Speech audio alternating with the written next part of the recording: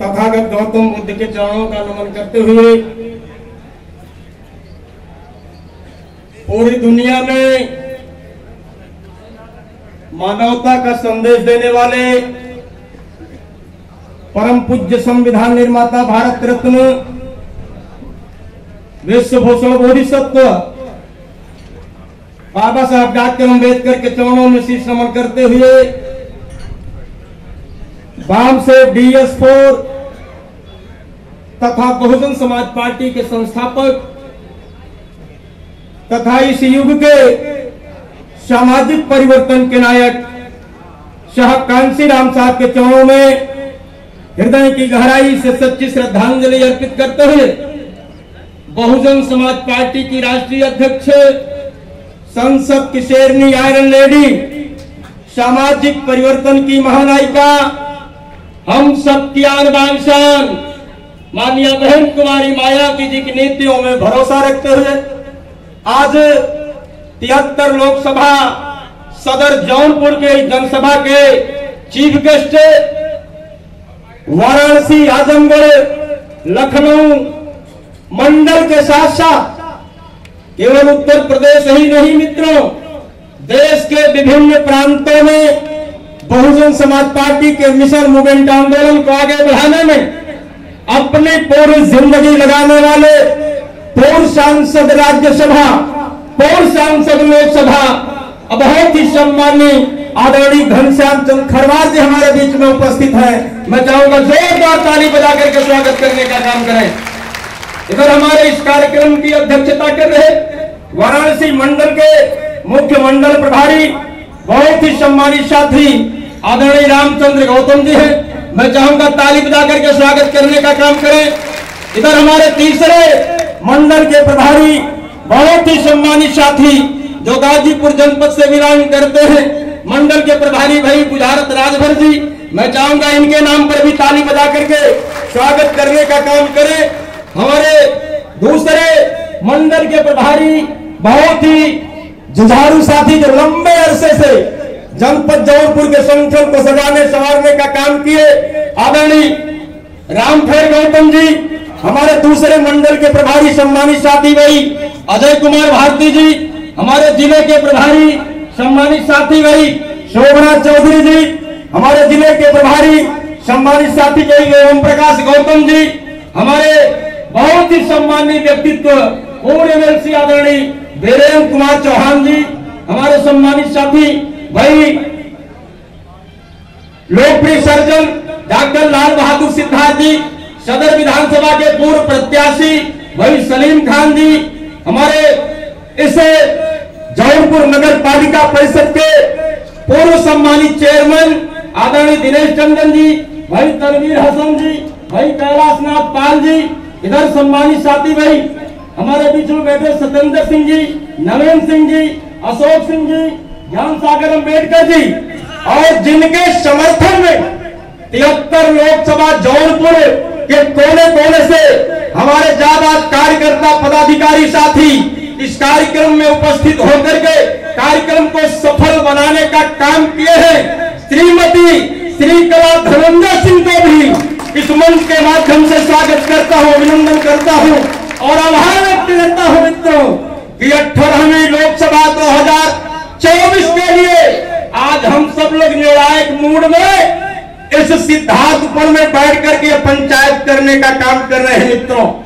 यह 18वीं लोकसभा 2024, क्योंकि आप सब लोगों को पता है कि देश और प्रदेश में भारतीय जनता पार्टी की सरकार चल रही है मित्रों। और इसके पहले भी अगर हम पूर्व की सरकारों का आकलन करें, पूर्व की सरकारों के बारे में आपको अवगत कराना शुरू करें, तो सन 1975 में जब इस देश में श्रीमती इंदिरा गांधी जी की सरकार थी, तो 1975 में इसी तरह से कांग्रेस के खिलाफ जब इस देश की पार्टियों ने बिगुल फूंकने का काम किया, तो कांग्रेस पार्टी के लोगों ने ED, CBI, IT भेज करके देश के विभिन्न पार्टियों के नेताओं को जेल में भेजने का काम कर रहे थे, इमरजेंसी लागू करके। ठीक उसी तरह से आज भारतीय जनता पार्टी इस देश में अघोषित इमरजेंसी लगा करके भारतीय जनता पार्टी के खिलाफ बोलने वाले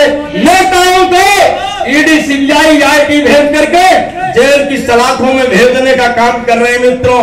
लेकिन मैं मित्रों आपको सलाम करता हूं कि हम सभी लोग बहुजन समाज पार्टी के कार्यकर्ता हैं और बहुजन समाज पार्टी की नेता आदरणीय बहन कुमारी मायावती जी जो संविधान में विश्वास करती है और जिस संविधान को बाबा साहब डॉक्टर अम्बेडकर ने बनाने का काम किया था, जिस संविधान को समता स्वतंत्रता बंधुत्व न्याय समाजवाद धर्मनिरपेक्षता के आधार पर आधारित भारतीय लोकतंत्र की संरचना बाबा साहब डॉक्टर अम्बेडकर ने किया था मित्रों, आज उस लोकतंत्र को धूल धूसरित करने का काम भारतीय जनता पार्टी के लोग कर रहे हैं। इसलिए मित्रों हम आप लोगों को आवाज देते हैं, इसलिए मित्रों हम आपसे आग्रह करते हैं कि आने वाले 25 मई को जब वोट पड़ेगा तो हमारा एक एक कार्यकर्ता, एक एक पदाधिकारी, एक एक वोटर, एक एक सपोर्टर गली मोहल्ले मजरे गांव में जाकर के बहुजन समाज पार्टी की रीत और नीति को बता करके बहुजन समाज पार्टी के कैंडिडेट के पक्ष में हाथी की बटन दबाने का निवेदन करने का काम करेंगे मित्रों। और भारी बहुमत से 73 लोकसभा जौनपुर श्रीमती श्री कलश धनंजय सिंह को भारी बहुमत से चुनाव जितवाने का काम करेंगे मित्रों, तब हमारी बात बनेगी।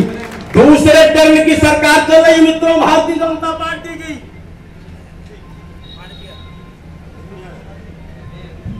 भारतीय जनता पार्टी की दूसरे टर्म की सरकार चल रही है मित्रों, लेकिन इस देश के नागरिकों को जो मूलभूत सुविधाएं मिलनी चाहिए वो सुविधाएं नहीं मिली है, क्योंकि कहते हैं कि government of the people, by the people, for the people. सरकार जनता की, जनता के द्वारा और जनता के लिए होती है, लेकिन ये भारतीय जनता पार्टी की सरकार एक भी जनता का काम करने के लिए तैयार नहीं मित्रों। जो मूलभूत सुविधाएं आपको मिलनी चाहिए, जैसे आपको बेहतर शिक्षा मिलनी चाहिए, आपको बेहतर रोजगार मिलना चाहिए, आपको बेहतर स्वास्थ्य मिलना चाहिए, लेकिन ये भारतीय जनता पार्टी की सरकार शिक्षा को पूरी तरह से तहस-नहस करने का काम कर रही है मित्रों। पूरी तरह से शिक्षा को समाप्त करने का काम कर रही है। भारतीय जनता पार्टी के लोग ये चाहते हैं कि इस देश के लोग जाहिल रहे, अज्ञान रहे, लाचार रहे, तब इनको गुलाम आसानी से बनाया जा सकता है, क्योंकि शिक्षा सवाल करती है। और बाबा साहब डॉक्टर अम्बेडकर ने कहा था कि शिक्षा वो शेरनी का दूध है जो पिएगा वो गुर्राएगा मित्रों। इसलिए हम आप लोगों से आग्रह करना चाहते हैं। और लंबे समय तक कांग्रेस की, समाजवादी पार्टी की, भारतीय जनता पार्टी की सरकारें चली है और साथ ही बहुजन समाज पार्टी की सरकार चली है मित्रों। अगर इन सारे सरकारों का आप तुलनात्मक अध्ययन कर ले तो हमारी नेता, हमारी बहन कुमारी मायावती जी ने इस उत्तर प्रदेश के नौजवानों को सुशिक्षित करने के लिए 5,549 प्राथमिक विद्यालय बनवाने का काम किया, 572 हाई स्कूल बनवाने का काम किया, 200 से अधिक इंटर कॉलेज बनवाने का काम किया, 200 से अधिक डिग्री कॉलेज बनवाने का काम किया और 7 विश्वविद्यालय उत्तर प्रदेश में बनवाने का काम किया मित्रों।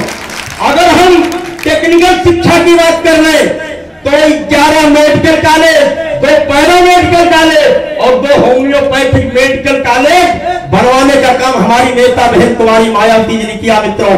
100 से अधिक ITI, 24 से अधिक पॉलिटेक्निक हमारी नेता बहन कुमारी मायावती जी ने बनवाने का काम किया मित्रों।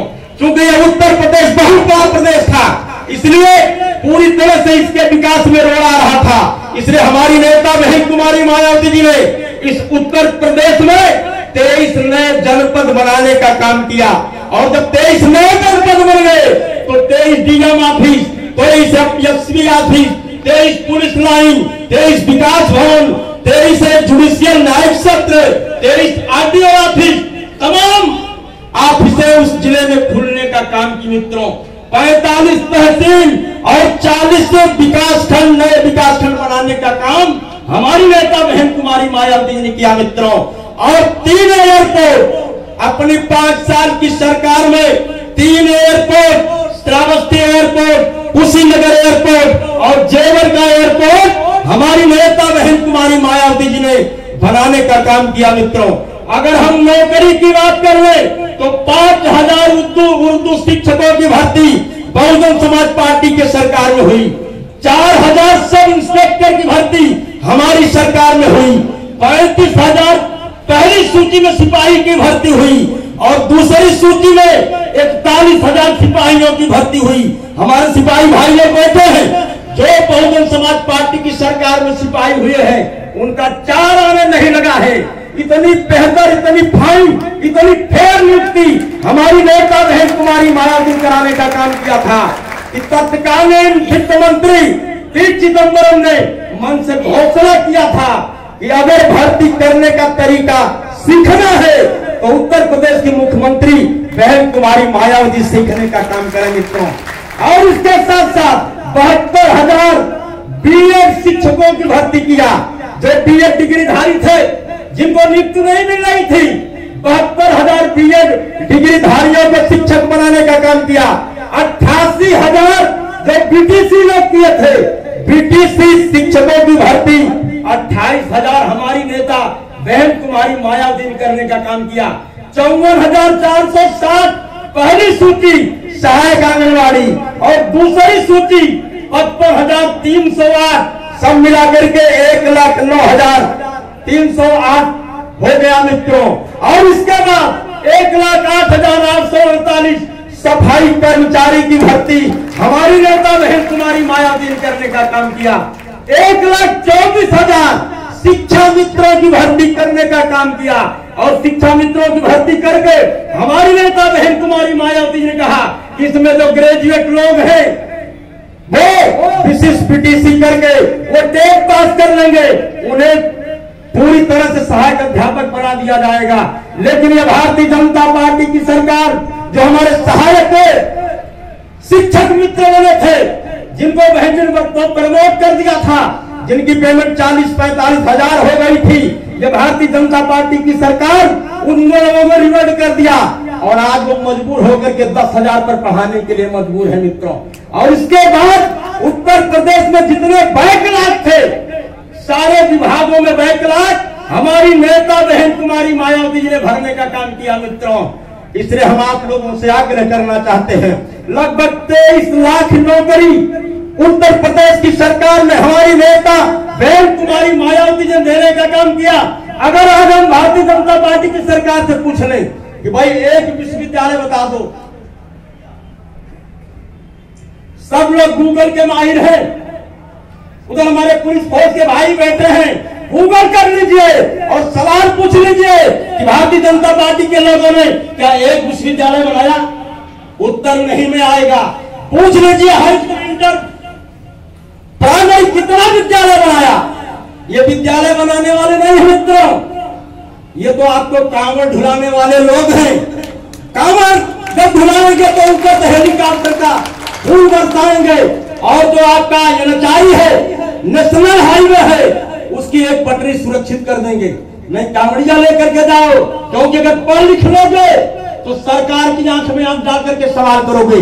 इसलिए भारतीय जनता पार्टी को इस तरह 18वीं लोकसभा 2024 में किसी भी कीमत पर खदेड़ करके भेजने का काम करना है उसको। और जब हमारी नेता बहन कुमारी मायावती जी उत्तर प्रदेश में इतना काम कर सकती है, तो जिस दिन वो सेंटर में जाएंगी, जिस दिन वो इस देश की प्रधानमंत्री बनेंगी, तो सेंटर में जो 9 लाख बैकलॉग की भर्तियां हैं, सबसे पहले उसको भरने का काम करेंगे मित्रों। इसलिए हम आप लोगों से आग्रह करना चाहते हैं, तमाम बीजेपी के कैंडिडेट सांसद लोग बोल रहे हैं कि हम संविधान बदलेंगे, हम 400 पार करके आएंगे तो हम संविधान बदलेंगे। हमको आपको नारा लगाना है मत मित्रों, जो संविधान बदलेगा हम उसको बदलेंगे, जो संविधान बदलेगा हम उसको बदलेंगे, जो रोजगार नहीं देगा हम उसको बदलेंगे, जो अधिकार नहीं देगा हम उसको बदलेंगे, जो संविधान बदलेगा हम उसको बदलेंगे। इन्हीं चंद शब्दों के साथ बहुत बहुत स्वागत करते हुए, अभिनंदन करते हुए, आभार व्यक्त करते हुए, धन्यवाद करते हुए, आगामी मुख्य अतिथि का बहुत बहुत स्वागत करते हुए अपनी वाणी को विराम दूंगा। जय भीम, जय भारत।